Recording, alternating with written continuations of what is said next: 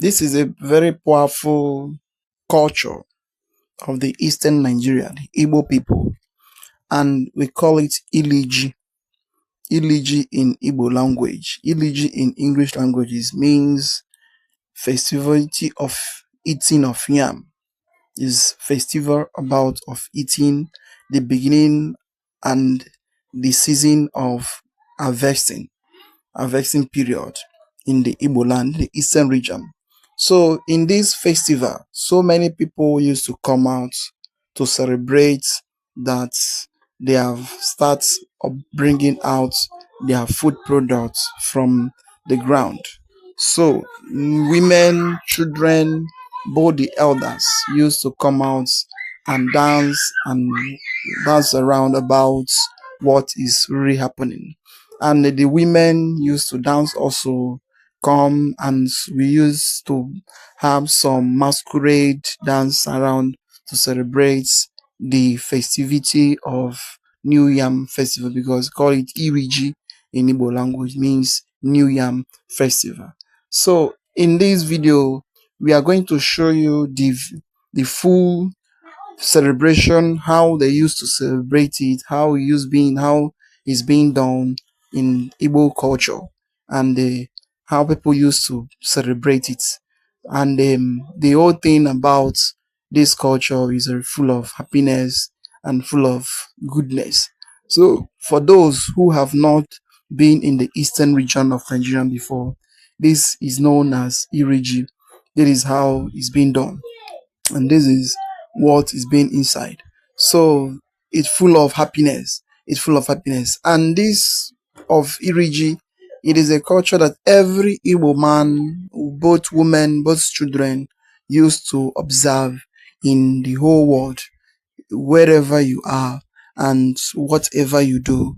Once it is that time of New Yam Festival, many people used to come out to celebrate it and to dance around about what is, and it is also a beginning of harvest, and it is also a beginning of planting season also, because once they bring out something from the ground, it means that something is also going back to the soil again, meaning that the new year, the yam is very nice and very okay. Well, I'll allow you to watch it for you to see how everything is being done, both the yam, how the yam will be cutted and shared to people, and they will start celebration. So don't skip any part of the video.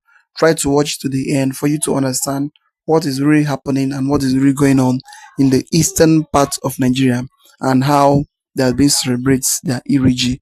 It is known as the Igbo culture of New Yam Festival.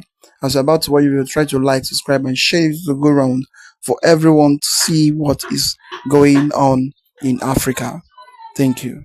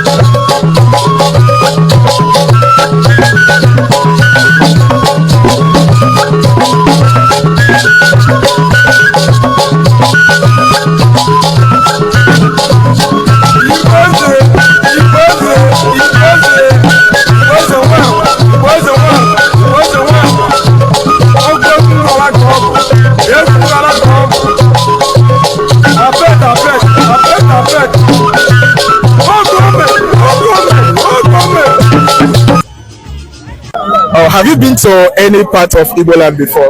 So I haven't been to Igbo land yet, but I'm really planning a trip there soon. So I want to go to Enugu and Anambra. Okay, funny enough, I'm from Enugu. Okay. Okay, so when you come to Enugu, I can host you anytime you like. Oh, that's amazing. Is there anything you are looking forward to in Enugu? Any adventure, food, people, or places? Yes, I'm looking forward to see the Yam Festival. Yam Festival? Yeah, Yam Festival. Okay. And I mean the clothing, the nature, the people, the traditions, the food. Okay, Enugu people are beautiful and amazing people. Have you heard of Opa? Opa, Enugu, Opa? No. You've not heard of? Okay, whenever you visit Enugu, tell them to give you Opa, Enugu, and Coke. What did I say? Oba. Say Opa. Opa. Opa. Opa. Opa. Opa. Opa Enugu. Opa Enugu. And Coke. And Coke. So if you go to Enugu without eating Opa Enugu and Coke or Abacha. Abacha, yes. I want to eat Abacha. Yes, Abacha. So make sure you eat Abacha when you get to Enugu, okay? Okay, yes. It's nice talking to you. Thank you so much. Thank you.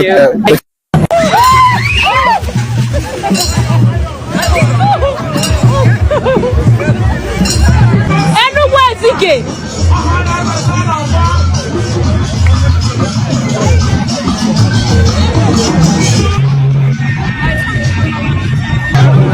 You hit the family.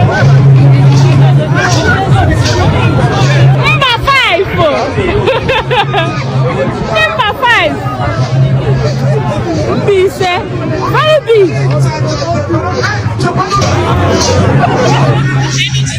Okay, Enugu State no issue. Enugu State no issue. Kefe mezinu na. Enugu State no issue. Enugu State no issue. Enugu State no Nsukka. Okay, Enugu State no Nsukka. Yeah, Enugu State no Nsukka. Oneba ka na enwe no. Na enwe. Yeah. Na enwe ba, yeah, Enugu State. Yeah, this is the state. Enugu State is the local government under Nsukka. Okay. Igbo Igbo not. So ndị na-enwe na ebe akita. Yes. Enugu ya we Enugu niile. Okay, Enugu niile. Maka na na-enwe ka na anụ ya ka nta. Local government in Enugu State ebe aka. Ah, it be last year. Nwanne mo. Thank you. Adima. Kebu numas. No, kebe ka no pino. Last year ọ dị ego. Ọ dị ọ dị nna abịa ka mbe bido nnachite azụ. Ọkwa ebe aka na alụ ebe aka mbido azụ. Igbo ndị ọma dị ọmụ Igbo ndị ewi. Igbo daalụ nụ.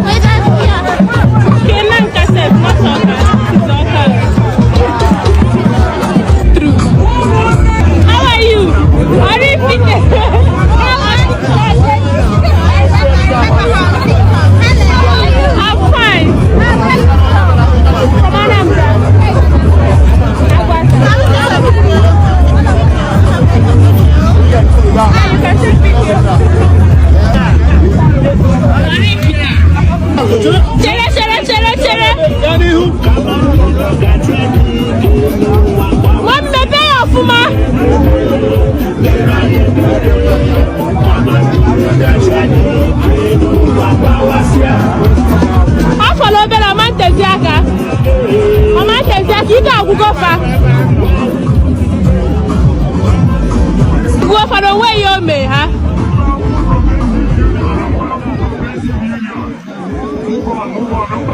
One. Right on here. You need to read the Yam Babo.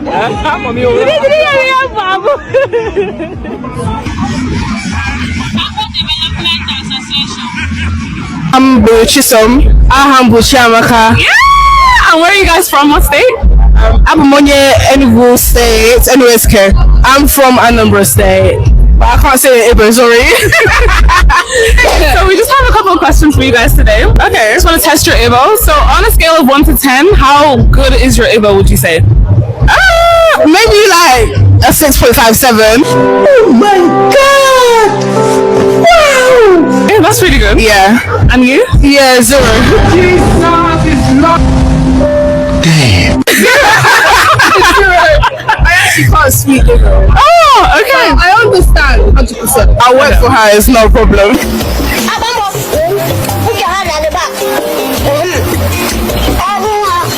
Let's see. Okay, so nothing crazy. Just gonna ask a couple questions. Okay. So how do you say good morning in Igbo? I think we should start with her first. Guys, I don't know. I don't know. Okay. I don't know. Something. Maybe because I'm tipsy. I don't know. Well, no, it's Kedu. Kachifo. I know Kachifo is good night. Okay. I know Kodu is like bye, but I don't know what good morning is. Okay, what's Chiabola or something like that. I don't know. Photo. Yeah, Ibolachi is another way to say it. The next question was, how do you say goodnight? But you already answered it. Buenos noches. Okay, so next question is a little bit more difficult. Can you count from 1 to 10 in Igbo? Okay. Let's have it. Come on, baby, let's have it. Ino abo ato isi ise isatu isato. What are you saying? What are you saying? How do you say 1 and 2? No, I know it's all. 1 and 2. Yeah. You just said it. That's what I said. No. No, you started from 4, from 3 and 4. Oh, It's 1. It's 1. I know. I don't know. Well done. Is it abo? I know.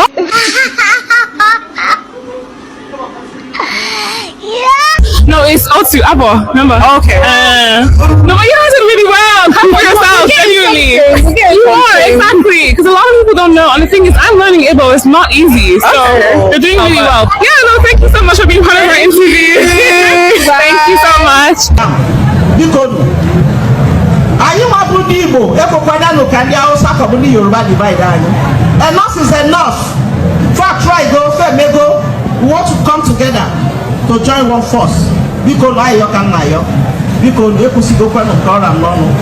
Igbo unu amaka kwanu daalụnụ. Daalụ. Unu nwoke mma. Ise. Adịghị nwaanyị mma. Ise. Adịghị ụmụaka niile nọ n'ebe mma. Ise. Igbo amaka. Igbo amaka. Daalụnụ.